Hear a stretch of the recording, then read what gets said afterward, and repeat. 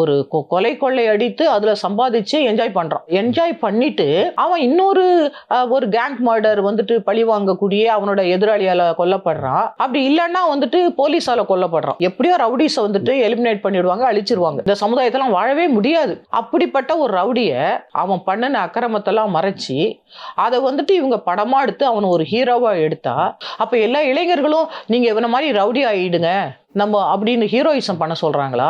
சமுதாயத்துக்கு நல்லது கொடுக்கறது தானே வந்துட்டு எல்லாரோடைய வேலையும்.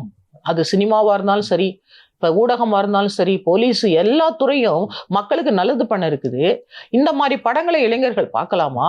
இந்த மாதிரி படங்களை வந்துட்டு மக்கள் பார்த்தா நிச்சயமா வந்துட்டு சமுதாயத்துல வந்துட்டு எப்படிலாம் வந்துட்டு ரவுடிஸ் வந்துட்டு ஆப்ரேட் பண்றாங்க அப்படின்னு இன்னும் கொஞ்சம் கத்துக்கிட்டு இந்த மாதிரி தப்பான ஒரு வேலையை பண்ணுவாங்க. இது ஒரு தீமை இல்லையா? சமுதாயத்துக்கு கேடு விளைவிக்கக்கூடிய ஒரு காரியம் இல்லையா? இந்த டைரக்டருக்கு தெரியாதா? இந்த டைரக்டர் அப்படிதான் பணம் பண்ணணுமா? இந்த மக்களும் வந்துட்டு இதெல்லாம் பார்க்க கூடாது. இதெல்லாம் பார்க்காம அவங்க எடுக்கக்கூடிய படத்துக்கு வந்து நஷ்டத்தை உண்டு பண்ணாதான் இந்த மாதிரி படங்களை அவங்க எடுக்கவே மாட்டாங்க.